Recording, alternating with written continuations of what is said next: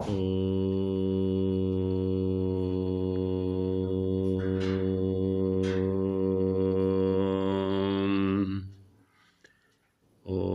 सहनाववतु सहनौ भुनक्तु सह वीर्यं कर्वावहै तेजस्विनावधीतमस्तु मा विद्विषावहै।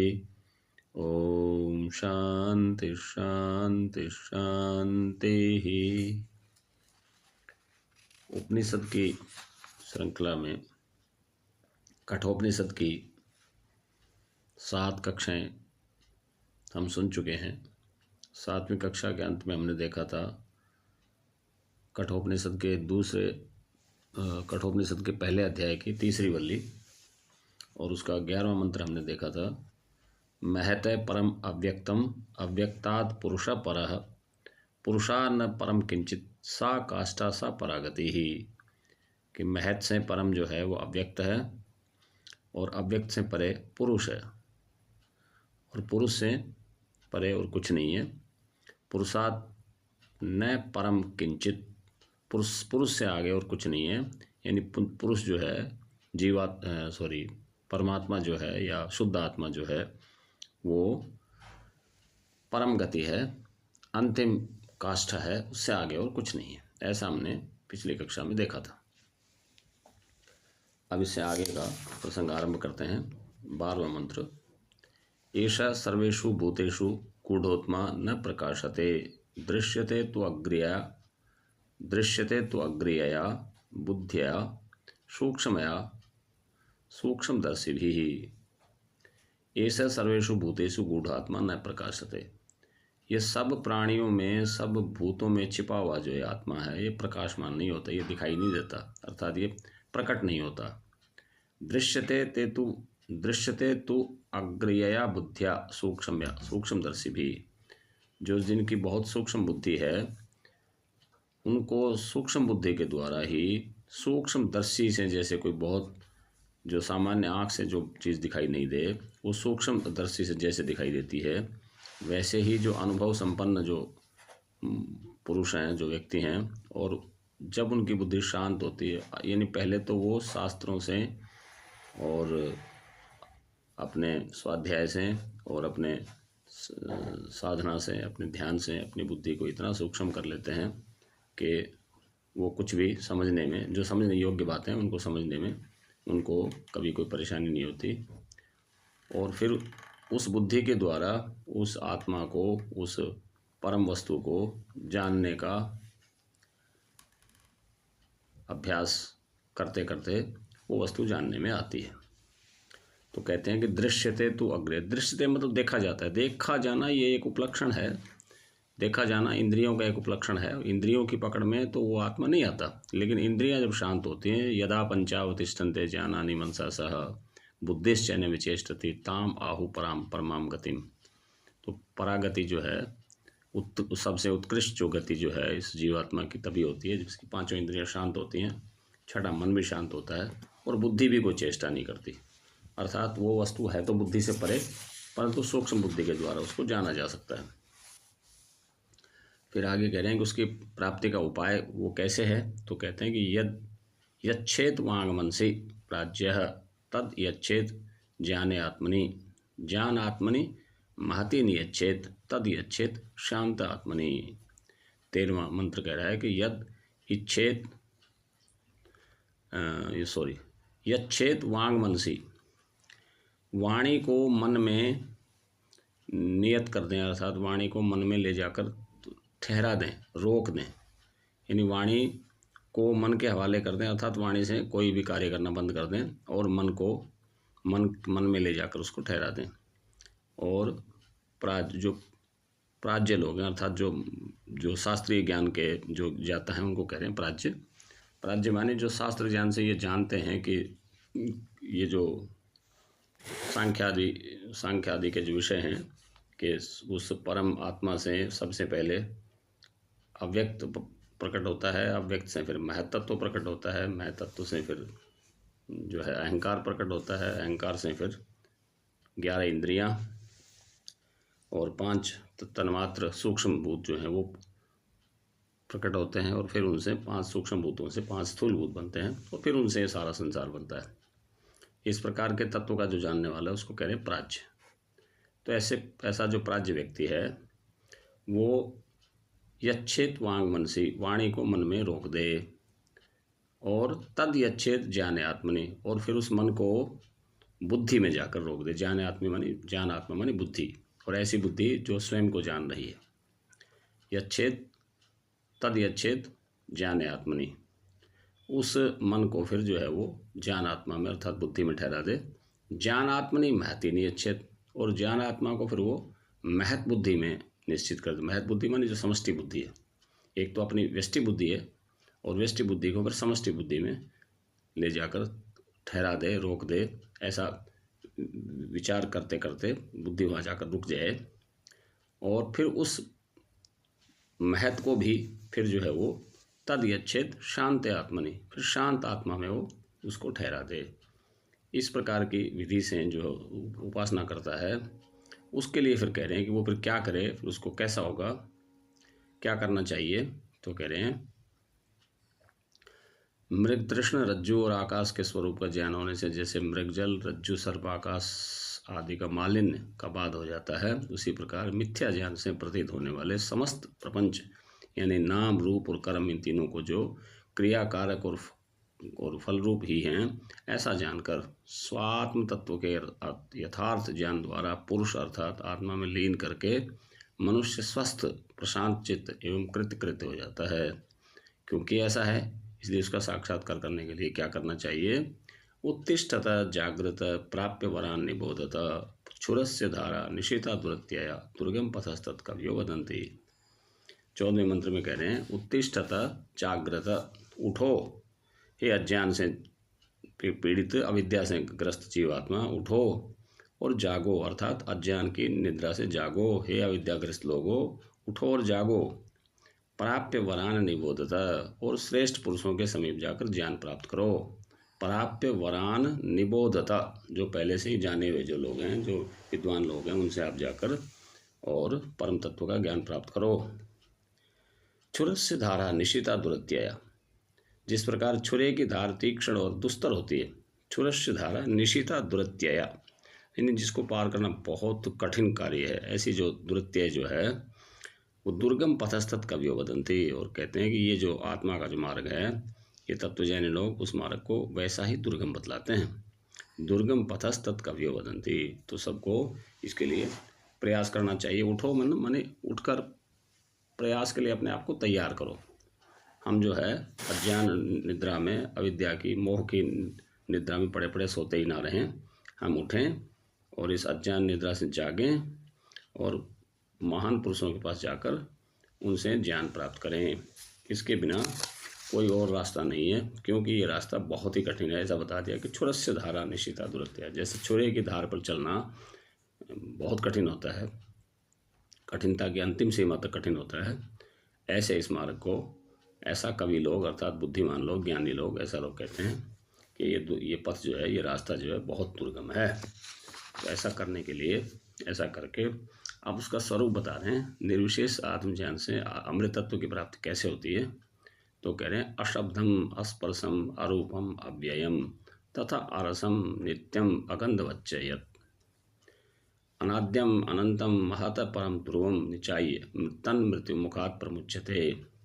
कहते हैं कि वो परमात्मा कैसा है, वो अशब्द है, शब्द से परे है, अस्पर्श है, स्पर्श से भी परे है, अरूप है, रूप से भी परे है, अव्यय है, अर्थात उसका कभी व्यय नहीं होता, उसका कभी कोई उसका नाश नहीं होता। तथा अरसम, और वो रसों से भी परे है। नित्यम अगंधवच्च, और वो नित्य है और गंध आदि से भी वो बिल्कुल परे है। यानी जो अशब्द, अस्पर्श, अरूप, अरस और अगंध, ये 5 जो विषय हैं, इन विषयों से वो परे है, इनसे भिन्न है। मतलब ना वो शब्द में शब्द है, ना वो स्पर्श है, ना वो रस है, ना ही वो गंध है, और ना ही वो रूप है। इन सब से परे, इन सब में तो वो है, परंतु ये सब वो नहीं है। जैसा हमने पिछले अंक में देखा था, 7वें अंक में, कि हमको किस प्रकार से वो उपासना करनी चाहिए। जो वहाँ पंचकोश से अतीत का जो ध्यान करने की बात की गई थी, वो इसी विषय में है कि वो इनसे परे की चीज़ है। तो इन सब से परे है, इन 5 विषयों से परे है। और वो जो है ना तो वो सदा हमेशा है, मतलब नित्य है, उसका कभी नाश नहीं होता। और अनादि अनंतम महत परम ध्रुवम निचाइए। निचाइए मतलब देख कर, समझ कर। उस अनादि और अनंत जो वो तत्व है, जो महत परम, जो महत से भी परे है। महत मतलब जो समष्टि बुद्धि, समष्टि बुद्धि से भी जो परे है, ऐसा जो ध्रुव है अर्थात अटल है, एक स्थान पर वो, यानी उसका कभी, उसमें कभी कोई परिवर्तन नहीं होता, ऐसा वो ध्रुव है, अटल है। अर्थात जैसे किसी लोहे को जब गर्म करके किसी पे कूटते हैं तो नीचे जो रखा होता है, जिस पे रख कर लोहे को कूटते हैं, उसके समान वो ध्रुव है, अटल है। ऐसे उस तत्व को निचाइए जानकर, तन्न मृत्यु मुखात प्रमुच्यते। ऐसा जो ध्रुव तत्व है, उस आत्म तत्व को जानकर पुरुष मृत्यु के मुख से छूट जाता है। तन मृत्यु मुखात प्रमुच्यते। ऐसा जो व्यक्ति है वही मृत्यु के मुख से छूटता है। वरना बाकी तो मृत्यु के मुख में ही आते रहते हैं, जाते रहते हैं। कभी वो मरते हैं तो कभी जन्म लेते हैं, जन्म लेकर फिर मरते हैं, फिर मरते हैं, फिर जन्म लेते हैं। ये मरना जीना लगातार चलता ही रहता है। इस गति से वो कभी मुक्त नहीं होते। अब जो है प्रस्तुत विज्ञान की स्तुति कर रहे हैं कि इस विज्ञान का कितना महत्व है, ये बताने के लिए 16वें मंत्र में कह रहे हैं, नाचिकेतम उपाख्यानम मृत्यु प्रोक्तम सनातनम उक्त्वा श्रुत्वा च मेधावी ब्रह्मलोके महीयते। कह रहे हैं कि नचिकेता को जो उपाख्यान मतलब जो कथा, नचिकेता द्वारा प्राप्त मृत्यु के कहे हुए सनातन विज्ञान को कह और सुनकर, उक्त्वा श्रुत्वा च, कहकर और सुनकर, मृत्यु प्रोक्तम मतलब जो आचार्य यम ने जो कहा उसको कह रहे हैं मृत्यु प्रोक्तम, मृत्यु के द्वारा कहा गया। नचिकेता के प्रति मृत्यु को जो उपाख्यान, जो बात समझाई गई, उसके द्वारा वो जो सनातन ज्ञान है, जो नित्य ज्ञान है, उसको सुनकर और कहकर वो जो मेधावी लोग हैं, जो ज्ञानी लोग हैं, वो ब्रह्मलोक के महीयते, वो ब्रह्मलोक में महिमान्वित होते हैं। ब्रह्मलोक में उनकी महिमा बढ़ती है। किन की महिमा बढ़ती है? जिसने नचिकेता के उपाख्यान को यमराज के द्वारा कहे गए उस उपाख्यान को ठीक से समझा है कि वो ऐसा नित्य व्याख्यान है, उसमें चाहे कथा, हमको ऐसा लग रहा है कि वो कथा है, लेकिन वो कथा हमको एक संदेश दे रही है कि कोई व्यक्ति जिज्ञासु हो तो कैसा हो, नचिकेता के जैसा। कोई यदि आचार्य हो तो कैसा हो, यम के जैसा। उसको उक्त्वा श्रुत्वा च, उक्त्वा मतलब कहकर, श्रुत्वा मतलब सुनकर, उसको कहकर और सुनकर मेधावी लोग जो है वो ब्रह्मलोक में महिमान्वित होते हैं। अर्थात इसका इतना अधिक महत्व है, इसकी अधिक स्तुति का आदि, कि इसकी चर्चा करके व्यक्ति महिमा को प्राप्त होते हैं। 16वें मंत्र में ऐसा कहकर अब 17वें मंत्र में इसकी और महिमा गा रहे हैं। ये इमं परमं गुह्यम श्रावयेत ब्रह्म संसदी। जो ब्रह्म ज्ञानी लोगों की संसद में अर्थात सभा में, ये इमं परमं गुह्यम, ये जो परम गुह्य, परम गोपनीय, गोपनीय क्यों है कि सामान्य व्यक्तियों को ये समझ में नहीं आता, इसलिए उनसे इसको छुपा के रखा जाता है। जो बुद्धिमान व्यक्ति हैं, जो आत्मा का विचार करते हैं, उसके अतिरिक्त जितने व्यक्ति हैं उनके सामने इसको अधिक खोल कर नहीं बताया जाता, क्योंकि वो इसको समझेंगे नहीं, और समझेंगे नहीं तो उसका दुरुपयोग होने की संभावना है। और जैसा कि आज संसार में हो भी रहा है, शास्त्रों के नाम पर पता नहीं क्या क्या बातें कही जाती हैं, क्या क्या बातें सुनी जाती हैं, कैसी कैसी धारणा लोगों की बनी हुई है, कैसी कैसी बातें फैला रखी हैं। पौराणिक बातों में जो बातें कही गई थी पुराणों के द्वारा, उस बात को ना समझकर, उस कथा को ही वैसा का वैसा मानकर उसका उपहास के पात्र बने हुए हैं। तो इस प्रकार से ये कह रहे हैं कि ये इतना गुह्य जो ये विषय था आत्मा का, इस गुह्य विषय को ब्राह्मणों की या ब्रह्मज्ञानियों की संसद में अर्थात सभा में जो इसको सुनाता है या सुनता है, श्रावयेत सुनाता है, श्रावयेत माने सुनाता है, जो ब्राह्मणों की सभा में या ब्रह्मज्ञानियों की सभा में जो इस परम गुह्य रहस्य को जो सुनाता है, परयतः श्राद्ध काले वाह, और या किसी के श्राद्ध काल में, परयतः मानी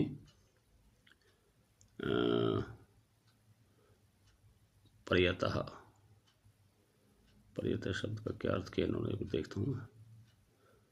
प्रकृष्टम गुह्यम गोप्यम श्राव्यत प्रिय ग्रंथतो अर्थतः ब्राह्मणानाम संसदि ब्रह्म संसदि प्रयतः शुचिर्भूत्वा, शुचिर्भूत्वा अर्थात शुद्ध होकर, श्राद्ध काले व श्राव्यत, शुद्ध होकर श्राद्ध काल में, अर्थात किसी के मृत्यु के अवसर पर जो उसका श्राद्ध किया जाता है, जो उसके अंतिम संस्कार के बाद की जो प्रक्रिया है उसको कह रहे हैं श्राद्ध काल। ऐसे श्राद्ध काल में भी जो सुनाता है, तदा अंत्याय कल्पते, वो अनंत फल वाला होता है। अंत्याय कल्पते माने समर्थ होता है। किसमें समर्थ होता है? वो अंत्याय कल्पते, अनंत फल वाला, अनंत फल वाला होता है। यानी कल्पते माने समर्थ होता है, जान सकता है, तो अनंत इसके अनंत फल को वो प्राप्त होता है, अनंत फल को जानता है। ऐसा जो ज्ञानी व्यक्ति है उसके बारे में ये अंत में एक प्रकार से स्तुति करके और अंत में इस अध्याय की समाप्ति कर रहे हैं। तो कह रहे हैं कि ये इमम परमम गुह्यम, ये सबसे अधिक गुह्य जो है, गुह्य मतलब गुप्त जो है, ये जो शास्त्र है, इस शास्त्र को ब्राह्मणों की सभा में या किसी के श्राद्ध काल में जो सुनाता है, तद अंत्याय कल्पते, वो इसको, इससे अनंत फल की उसको प्राप्ति होती है। तद अंत्याय कल्पते इति, 2 बार कहने का तात्पर्य कि ये प्रसंग यहाँ पर पूरा हुआ। अब आगे दूसरा प्रसंग चलेगा जो कल अगली उपनिषद की जब हम चर्चा करेंगे उपनिषद के दूसरे अध्याय की या दूसरे भाग की, तो उस पर आगे शेष चर्चा करेंगे। तो आप लोगों ने पहला अध्याय बहुत ही श्रद्धापूर्वक सुना, आप सभी ने सुनकर इसको समझा। इसके समझने में यदि किसी को कोई शंका हो, किसी को कोई समस्या हो या किसी प्रकार का कोई संशय हो, तो मुझसे इसके माध्यम से या वीडियो के नीचे जहाँ हम एक दूसरे से प्रश्न आदि करते हैं, जहाँ कमेंट्स आदि होते हैं, कमेंट्स में डालकर भी आप कोई प्रश्न पूछ सकते हैं। और मेरा फ़ोन नंबर भी उसी पे मिल जाएगा, फ़ोन नंबर पे जाकर भी आप मुझसे पूछ सकते हैं। और मेरा व्हाट्सएप ग्रुप भी जिस पे मैं डालता रहता हूँ, जिसका नाम रखा है मैंने भगवत गीता और उपनिषद, ऐसा जो ग्रुप मैंने बनाया है, उस ग्रुप में भी आप डालकर पूछ सकते हैं। उस ग्रुप को मैंने पहले एक तरफा किया हुआ था, अब उसको मैंने दोनों तरफ से खोल दिया है। उसमें कोई भी अपना प्रश्न कर सकता है, कोई भी अपना संदेश उसमें डाल सकता है, तो उसका भी उपयोग करें। इस प्रकार से उपनिषदों की ये श्रृंखला हम सबका जिससे हमारा कल्याण होगा, जिससे हमें साधना में सफलता मिलेगी और इस आत्म तत्व को हम ठीक से जान पाएंगे। इसी उद्देश्य से मेरा छोटा सा एक अदना सा एक प्रयास है, उसका आप लोग अवश्य लाभ उठाएंगे, मुझे ऐसी उम्मीद है। इसी के साथ अब मैं आप सभी को आज की कक्षा का यही समापन करता हूँ। आप सभी को प्रणाम। ओम नमस्ते जी। ओम शांति शांति शांति।